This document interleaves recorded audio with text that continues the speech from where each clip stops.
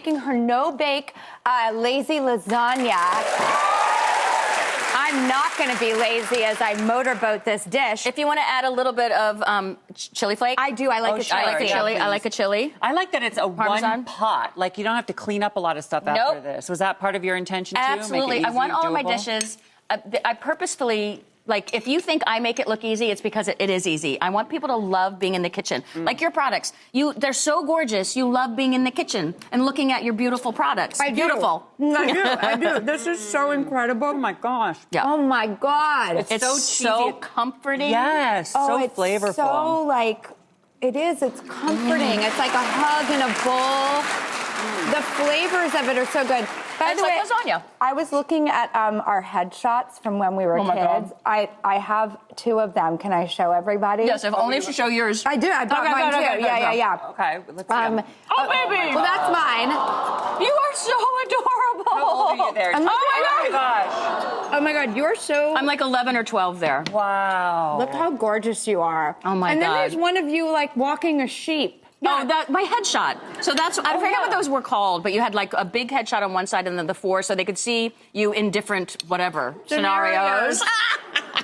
You had great hair even back then, Valerie. Oh, Where the did Italian. the sheep come from? Well, so we were shooting in this park, and someone literally had a sheep, and the photographer said, "Hey, can she hold it?" And I'm like, yeah, okay, let's use this moment. Yeah, Sell use her it. as the farm girl. Yeah, right. By the way, it was the resumes. That's what they were called. Yes, okay. Okay, so you would get like an 8x10 glossy, and on the back of the 8x10 glossy was your resume, and you would have to say, "I can sing, I can tap, I can ride horses." Yeah, exactly. Even though you couldn't. All lies. I couldn't do any of the things it said that I could do. It was like singing, dancing. You put like all your skill sets as a child that you don't really have.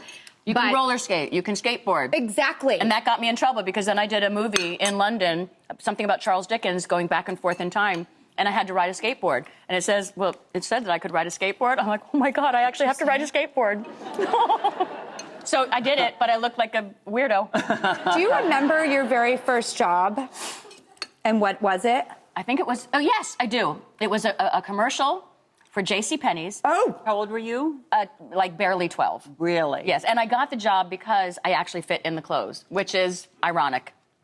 Because all about like food and clothing and feeling uncomfortable in your body, and here I get the job because I fit the clothes. Yeah, and I hated doing any kind of clothes fitting or anything like that because it would remind me of how imperfect I was. You know, you talk a lot about all of those kind of conversations on Instagram. Do you guys follow her? You are so beautifully open, and I feel like so relatable. And you talk about food, you talk about shame. You also talked recently about how you had stopped drinking, and you shared that. What made that happen for you, and how has that been? I've been doing dry January a few years now. And then, so last year I barely drank. And I started again this January, dry January. And then February came and went, and I didn't drink. And now March came and went, and now we're in April, and I'm like, I guess I'm not drinking. You know? I mean, I don't, because I have been around people who have struggled with alcoholism, and I know how challenging it is. It is a disease. It is something that is something to overcome. It's another tool to deny feelings, squash feelings, numb feelings. And that kind of went right there with me. So I figured, and instead of like setting myself up for failure, I don't say I'm never going to drink again, but I'm pretty much never going to drink again. I know. I always say I'm not sober. I don't work a program. Please don't project. Right. Level Please of, don't. Don't put me on. I want to share like a thing I did, but for you, I'm trying to make it relatable because we all have something that we overindulge in, that we use as an escape, that we rely on as a crutch that may not actually serve us. And for anyone, just fill in that blank. Mine just happened to be like an alcohol poison situation. It could be gambling. It could be shopping. Sex. It could be sex. It could be any of those things. Eating. But you guys talk about it, and you share that openly. What is the response like? And how do you process that when it comes in? Like, when people relate to that, does that make you feel good? Absolutely. And then there is the pressure. And you want to say, listen, this is just the way I'm doing it. So For now. And this is what's working for me for now. Everyone has a story.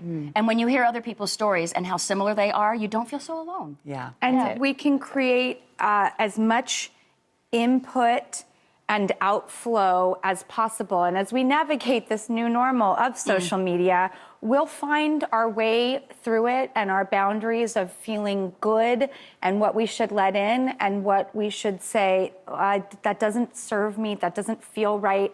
I mean, we've been The block button is really good, too.